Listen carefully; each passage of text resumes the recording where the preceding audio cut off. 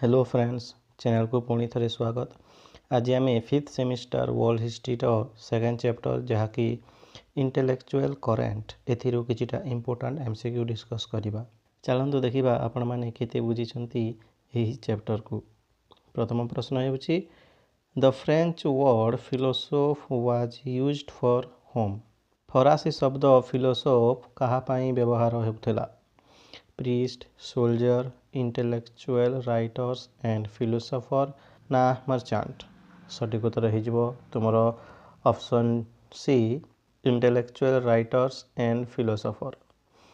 Enlightenment बा आलोकायन जुगरे फिलोसोफ शब्दटी सही चिंतक, लेखक, बुद्धिजीवी मानकु बुझाउथिला जे माने जुक्ति और तथ्य आधार रे समाज, धर्म और शासन व्यवस्था को समालोचना बा क्रिटिसाइज करुथिले। 2 नंबर क्वेश्चन को देखिबा the approach of the French philosophes was mainly. फरासी फिलोसोफ्स मानकर प्रमुख दृष्टिकोण कौन थिला? ऑप्शन रे अछि रिलीजियस, इंपेरिकल, मिलिटरी ना ट्रेडिशनल। सठिक उत्तर हो तुम ऑप्शन बी इंपेरिकल। इंपेरिकल रो अर्थ सत्य, अनुभव और प्रमाण उपर आधारित। इनलाइटमेंट थिंकर्स बा चिंतक माने अंधविश्वास परिवर्ते जुक्ति को गुरुत्व देउथिले। परवर्ती क्वेश्चन अछि 18th century Europe is commonly known as. 18th शताब्दी यूरोप को साधारणतः केउ नाम रे जाना जाए? एज ऑफ डिस्कवरी, आविष्कार युग। एज ऑफ इंडस्ट्रियलाइजेशन, औद्योगिकरण युग। एज ऑफ रीजन, जुक्तिर युग। एज ऑफ इंपेरियलिज्म, साम्राज्यवाद युग। सठिक उत्तर हो ऑप्शन सी जुक्तिर युग बा एज ऑफ रीजन। 18th शताब्दी को एज ऑफ रीजन बा जुक्तिर युग कहा जाए कारण यही समय रे लोक माने पुराना परंपरा, अंधविश्वास और धार्मिक कर्तृत्व को बा रिलीजियस अथॉरिटी को अंध भाव न मानी जुक्ति, तर्क और तथ्य एवं वैज्ञानिक चिंताधारा को गुरुत्व देवा आरंभ करथिले। एही समय रे इनलाइटमेंट थिंकर्स बा चिंतक माने जेमिति कि मोंटेस्क्यू, वोल्टेयर, रूसो लोक मानकु प्रश्न करने को उत्साहित करथिले। केउ प्रश्न ना राजा मानक पाखरे असीम शक्ति बा अब्सोल्यूट पावर काहेकि रहिबो? चर्च काहेकि लोक मानक चिंताधारा को नियंत्रण करिबो? समाज रे असमानता बा सोशल इनइक्वालिटी काहेकि रहिबो? सेमानकर विश्वास थिला जे समाज जुक्ति, न्याय और समानता उपरे आधारित हेबा उचित, अंधविश्वास और पुराना प्रथा उपरे नहे। परवर्ती क्वेश्चन को देखिबा which two ideals promoted by French philosophers later became principles of the French Revolution। फरासी दार्शनिक मानक द्वारा प्रचारित केउ दुईटी आदर्श परे फरासी विप्लवर सिद्धांत हेला? ऑप्शन रे अछि लिबर्टी एंड एम्पायर, स्वाधीनता और साम्राज्य। इक्वालिटी एंड फ्रेटर्निटी, समानता और भ्रातृत्व। मोनार्की एंड चर्च, राजतंत्र और चर्च। वेल्थ एंड पावर, संपद और शक्ति। सठिक उत्तर हो option B equality and fraternity, समानता और भ्रातृत्व। फ्रेंच थिंकर्स माने समस्तंक समानता और भाईचारार विषय रे जोर देथिले। परे एही धारणा विप्लवर मुख्य स्लोगान हो गला। मते कमेंट रे कहंतु जे फरासी समाज को केते भाग रे विभक्त करा जायथिला और तार नाम कौन कौन? 5 नंबर क्वेश्चन को देखिबा who said that the writings of philosophers acted like gunpowder for destroying the French monarchy. किए कहिथिले जे दार्शनिक मानकर लेखा फरासी राजतंत्र को ध्वंस करिवा पई गनपाउडर भली काम करिथिला? ऑप्शन अछि रूसो, वोल्टेयर, डीएम कैटलवे ना हेजेन। सठिक उत्तर ऑप्शन सी डीएम कैटलवे। डीएम कैटलवे जड़े हिस्टोरियन थिले। से मने करुथिले जे फरासी विप्लव केवल आर्थिक समस्या, अधिक कर बा टैक्सेस किंबा राजा मानक दुर्बलता जोगु होई नथिला, ତାଙ୍କ ମତରେ ଥିଲା ଲେଖକ ଓ ଦାର୍ଶନିକମାନଙ୍କ ଦ୍ୱାରା ପ୍ରଚାରିତ ନୂଆ ଚିନ୍ତାଧାରା ମଧ୍ୟ ବିପ୍ଳବର ଏକ ବଡ଼ କାରଣ ଥିଲା। 1789 ମସିହା ପୂର୍ବରୁ ଅଧିକାଂଶ ଫରାସୀ ଲୋକ ରାଜା ଓ ଚର୍ଚ୍ଚର କର୍ତ୍ତୃତ୍ୱ ବା ଅଥରିଟିକୁ ସହଜରେ ସ୍ୱୀକାର କରିନେଇଥିଲେ। କିନ୍ତୁ ଦାର୍ଶନିକମାନେ ପୁସ୍ତକ, ପ୍ରବନ୍ଧ ଓ ଲେଖା ମାଧ୍ୟମରେ ସମାଲୋଚନା କରିବା ଆରମ୍ଭ କଲେ। କ'ଣ ସବୁକୁ ସମାଲୋଚନା କଲେ? ନା ନିରଙ୍କୁଶ ରାଜତନ୍ତ୍ର ବା absolute monarchy, privilege of nobles and clergy, social inequality, religious intolerance, unfair law and taxes, ଏହିସବୁକୁ ସେମାନେ ସମାଲୋଚନା କଲେ। ଏହି ଲେଖାଗୁଡ଼ିକ ଲୋକମାନଙ୍କ ଚିନ୍ତାଧାରାକୁ ପରିବର୍ତ୍ତନ କଲା। ଲୋକମାନେ ପୁରୁଣା ବ୍ୟବସ୍ଥାକୁ ପ୍ରଶ୍ନ କରିବା ଆରମ୍ଭ କଲେ ଏବଂ ନିଜ ଅଧିକାର ବିଷୟରେ ସଚେତନ ହେଲେ। ପରବର୍ତ୍ତୀ କ୍ୱେଶ୍ଚିନ୍କୁ ଦେଖିବା। Who remarked in a land of no parliament the men of letters had come to be the politicians. ଯେଉଁ ଦେଶରେ ସଂସଦ ନଥିଲା ସେଠାରେ ସାହିତ୍ୟିକମାନେ ହିଁ ରାଜନେତା ହୋଇପଡ଼ିଥିଲେ। ଏହି ମତ କାହାର? କିଏ କହିଥିଲେ ଏହା? ମଣ୍ଟେସ୍କ୍ୟୁ, ଭୋଲ୍ଟେର, ସି.ଡି. ହେଜେନ୍ ନା ଡାଇଡେରଟ୍? ସଠିକ୍ ଉତ୍ତର ଅପସନ୍ ସି, ସି.ଡି. ହେଜେନ୍। ଫରାସୀ ବିପ୍ଳବ ପୂର୍ବରୁ ଫ୍ରାନ୍ସରେ ଇଂଲଣ୍ଡ ଭଳି ଏକ ଶକ୍ତିଶାଳୀ ସଂସଦ ବା ପାର୍ଲିଆମେଣ୍ଟ ନଥିଲା। ଫ୍ରାନ୍ସର ରାଜା ବହୁତ ଶକ୍ତିଶାଳୀ ଥିଲେ ଓ ସାଧାରଣ ଲୋକମାନଙ୍କ ପାଖରେ ନିଜ ସମସ୍ୟା କିମ୍ବା ଦାବିଗୁଡ଼ିକୁ ସରକାରଙ୍କ ପର୍ଯ୍ୟନ୍ତ ପହଞ୍ଚାଇବା ପାଇଁ କୌଣସି ପ୍ରଭାବଶାଳୀ ରାଜନୈତିକ ମଞ୍ଚ ନଥିଲା। ଏହି ପରିସ୍ଥିତିକୁ ଦେଖି historian CD.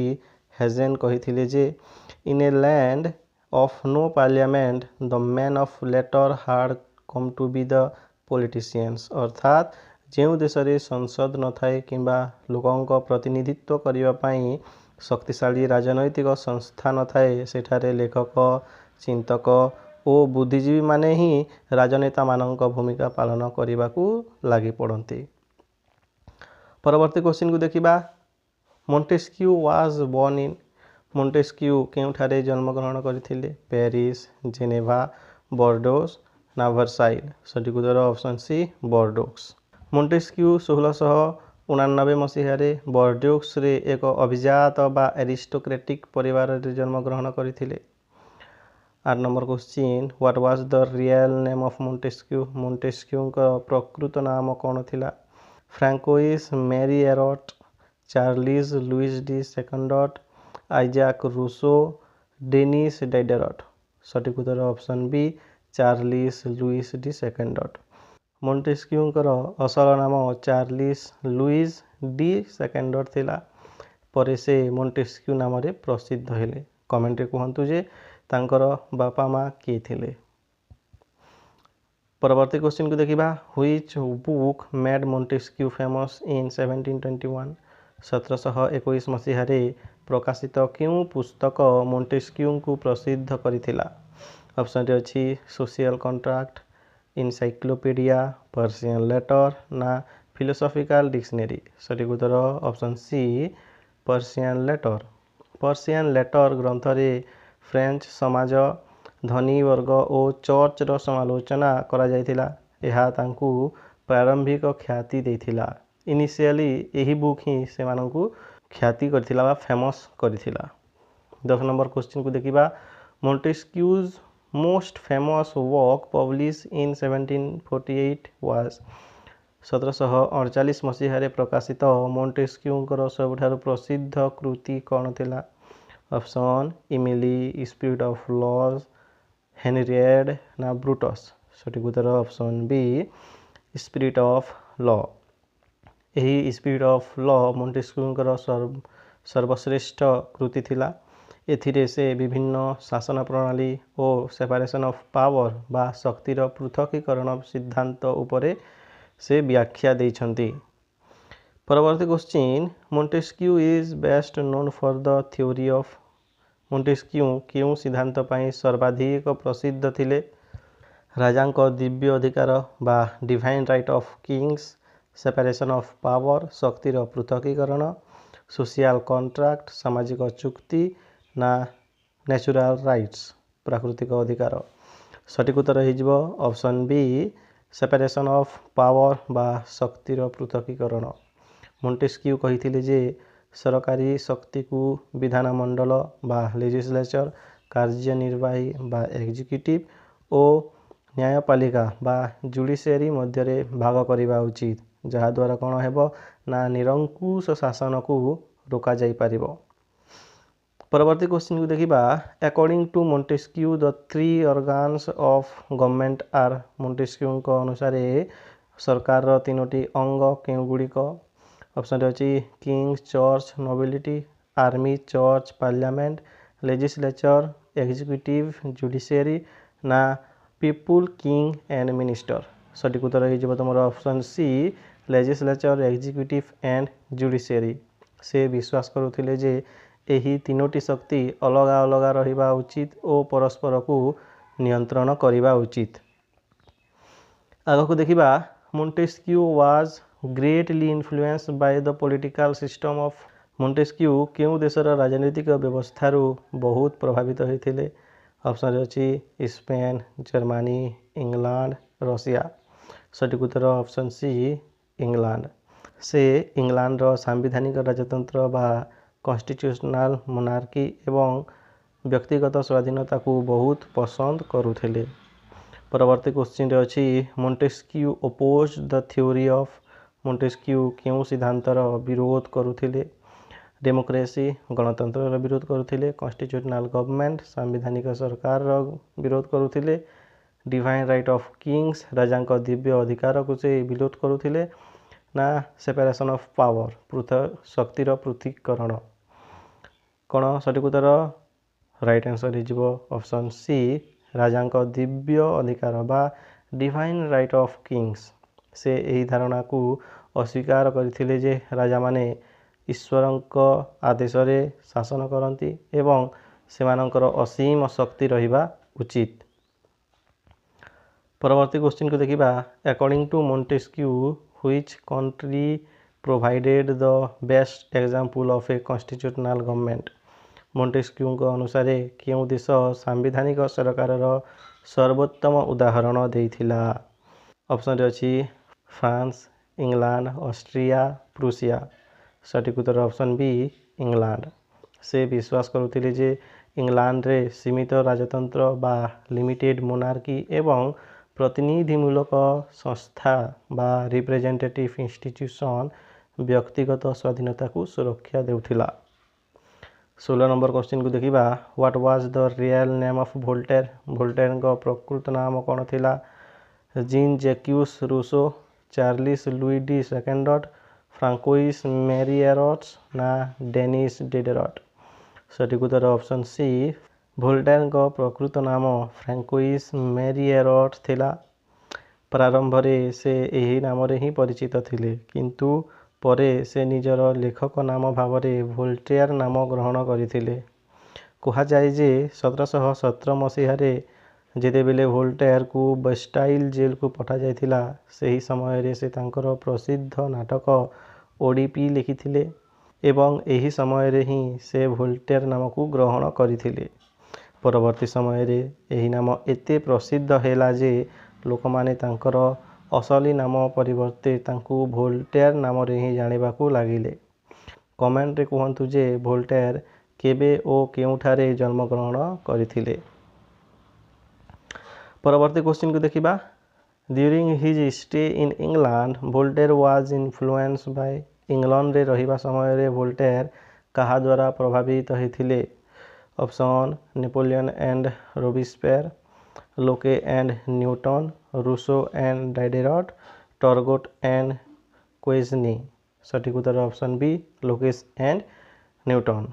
Voltaire John Locke दार्शनिक चिंताधारा एवं आइजाक न्यूटन को वैज्ञानिक सफलतारू बहुत प्रभावित होइथिले। इंग्लैंड रो फ्रीडम ऑफ थॉट मध्य तांको गभीर भावे प्रभावित करथिला। परवर्ती क्वेश्चन को देखिबा, why was Voltaire imprison in the Bastille in 1717।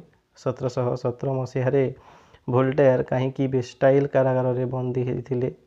Option अच्छी for supporting the French king, फरासी राजा को समर्थन करने जेल करागला, for writing satirical articles criticizing the government and authorities सरकार एवं कर्तृपक्षों विरोध में व्यंग्यात्मक लेखा लिखा जेल निगला ना for participating in the French revolution फरासी विप्लव में अंशग्रहण करने जेल रे रखागला ना for opposing the English constitution English सांविधानिक व्यवस्थार विरोध करने जेल रे रखागला।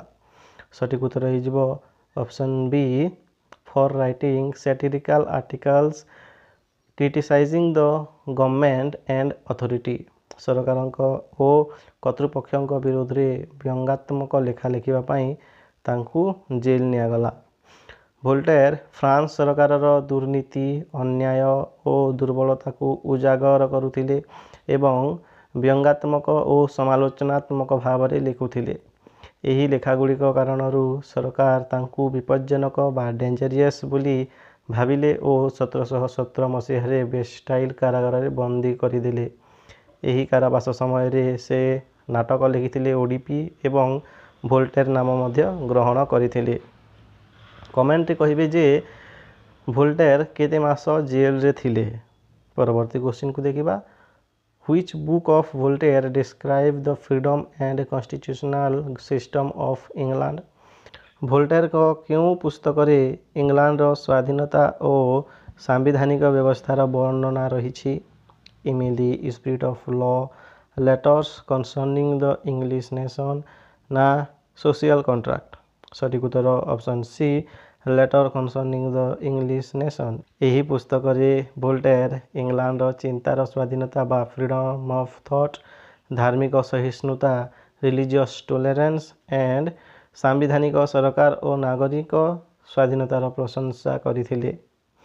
परवर्ती क्वेश्चन अच्छी which institution did Voltaire strongly criticise throughout his life? Voltaire सारा जीवन क्यों संस्थार कठोर समालोचना करथिले बा क्रिटिसाइज करथिले? पार्लियामेंट रो क्रिटिसाइज करथिले ना यूनिवर्सिटी रो ना रोमान कैथोलिक चर्च ना ट्रेड गिल्ड। सठिक उत्तर option C Roman Catholic church रो से क्रिटिसाइज करथिले। वोल्टेयर धार्मिक असहिष्णुता बा रिलीजियस इंटॉलरेंस अंधविश्वास और फ्रांसीय समाज रे चर्च रो विशेष सुविधा प्राप्त स्थिति को विरोध करुथिले बा प्रिविलेज पोजिशन को से विरोध करुथिले। परवर्ती question Voltaire become a member of the academy franchise in Voltaire केबे एकेडमी फ्रेंचाइज रो सदस्य होइथिले? 1721 1746 1759 ना 1778। सठिक उत्तर ऑप्शन बी 1746। यही एकाडेमी सदस्य होगा एक बड़ सम्मान थिला एवं यह फ्रांस रो बौद्धिक जीवन रे तुमर वोल्टेयर इम्पोर्टेंस को प्रमाण देला जे वोल्टेयर जड़े इम्पोर्टाट लोक। परवर्ती क्वेश्चन की देखिबा what was the name of the estate purchased by Voltaire in 1759? 1759 मसीह वोल्टेयर किनिथिबा जमींदारी बा स्टेट रो नाम कौन थिला? वर्साइल सिरे फेरने ना बोर्डक्स। सठिक उत्तर ऑप्शन सी फेरने। 1759 मसीह वोल्टेयर फेरने नामक एक जमींदारी बा स्टेट किणिले। यही स्टेट क्यों पाखरे अच्छी मते कमेंट आपण माने कहतु। पेरिस इंग्लैंड सिरे एवं पुरुषियार पोस्टडैम भली विभिन्न स्थान रे रहिबा परे वोल्टेयर फेरनी को निजर स्थायी बासस्थान बा बासंदा भाव से रहिले फेरनी रे। वोल्टेयर 1759 रु 1778 मसीहा पर्यंत फेरनी रे रहिथिले। यही समय मध्य से पुस्तक प्रबंध पत्र एवं दार्शनिक रचना लेखा लेखिबा तुमर जारी रखिथिले। वोल्टेयर उपस्थिति एवं बौद्धिक कार्यकलाप जो फेरनी को यूरोप रो बौद्धिक राजधानी बा इंटेलेक्चुअल कैपिटल ऑफ यूरोप बोली कहा जाइथिला।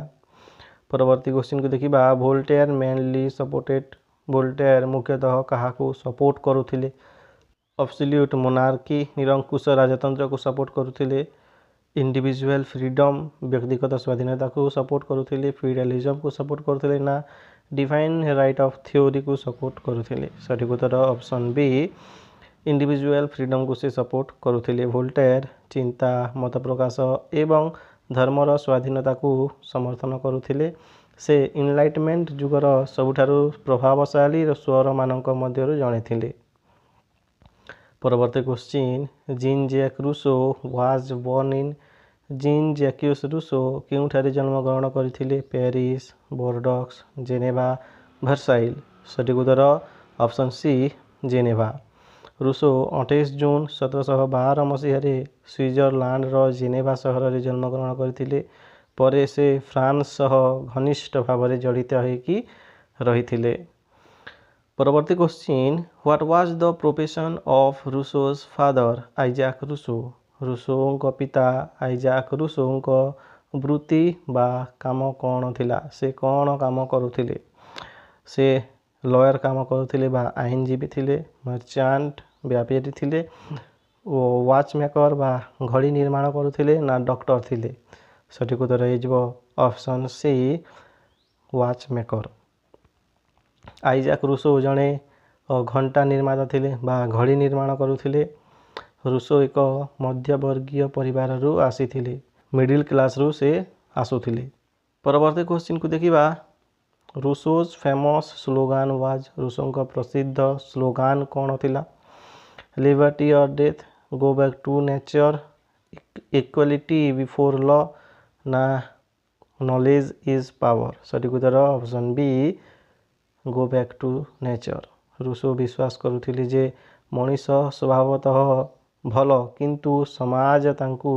दूषित बा करप्ट कर देछि सेथिपाई से सरल और प्राकृतिक जीवन को फेरिबा को गुरुत्व देथिले बा कहूथिले परवर्ती क्वेश्चन को देखिबा which book of Rousseau begin with the famous word man was born free and is everywhere in chain Rousseau का क्यों पुस्तक यही वाक्यरु आरंभ हुए क्यों पुस्तक आरंभ हुए इमिली कन्फेशंस सोशल कॉन्ट्रैक्ट ना न्यू हेलोइज सठिक उत्तर option C social contract social contract Rousseau का सबुठारु प्रसिद्ध राजनैतिक ग्रंथ अटे जहाँ 1761 मसीह प्रकाशित होता यही पुस्तकर आरंभिक वाक्य हेउछि मनीष स्वाधीन भावे जन्म नहीं थाए किंतु सबुठारे से श्रृंखल रे बा चेन रे बंधा अछि यही वाक्यर अर्थ हेउछि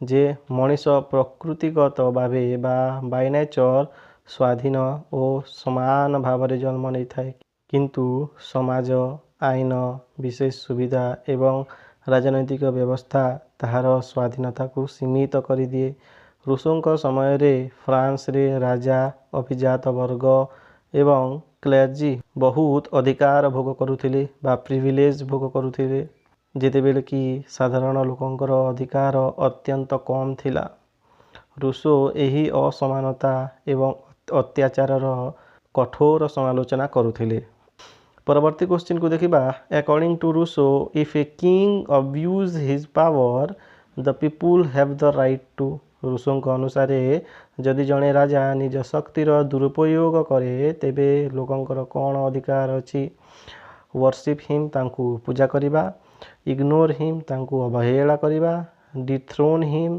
तांकु सिंहासन रु हटाई देबा ना अपॉइंट हिम फॉर लाइफ तांकु आजीवन नियुक्त करिकी रखिबा सठिक उत्तर ऑप्शन सी तांकु डिथ्रोन करिदेबा रूसो विश्वास करुथिले जे सार्वभौम शक्ति बा सॉवरेंटी जनतांक पाखरे अछि जदि शासक सामाजिक चुक्ति बा सोशल कॉन्ट्रैक्ट उल्लंघन करे तेबे जनता तांकु शासन रु हटाई पारिबे परवर्ती क्वेश्चन को देखिबा in which book did Rousseau discuss inequality fraud and exploitation in society Rousseau क्यों पुस्तक रे समाज रे असमानता ठकई एवं शोषण विषय रे आलोचना करथिले ऑप्शन अछि Emile social contract discourse on the origin of inequality ना फिलोसॉफिकल डिक्शनरी सठिक उत्तर option C discourse on the origin of inequality यही ग्रंथ रे रूसो कहिथिले जे ଆଧୁନିକ ସଭ୍ୟତା ଅସମାନତା ଓ ଶୋଷଣ ସୃଷ୍ଟି କରିଛି। ତାଙ୍କ ମତରେ ପ୍ରାକୃତିକ ମଣିଷ ବା ନ୍ୟାଚୁରାଲ ମ୍ୟାନ୍ ସଭ୍ୟ ମଣିଷଠାରୁ ଅଧିକ ଭଲ ଥିଲା। ଆଜିର ଶେଷ କୋଶ୍ଚିନ୍କୁ ଦେଖିବା। Which autobiographical work of Rousseau gives information about his life? ରୁଷୋଙ୍କ କେଉଁ ଆତ୍ମଜୀବନୀମୂଳକ ଗ୍ରନ୍ଥରୁ ତାଙ୍କ ଜୀବନ ବିଷୟରେ ସୂଚନା ମିଳେ? ଇମିଲି, ସୋସିଆଲ କଣ୍ଟ୍ରାକ୍ଟ, ଦ କନଫେସନ୍ସ ନା ନ୍ୟୁ ହେଲୋଏସ୍? ସଠିକ୍ ଉତ୍ତର ଦ କନଫେସନ୍ସ। ଦ କନଫେସନ୍ସ, ଯାହାକି 1783ରେ ପବ୍ଲିଶ ହୋଇଥିଲା।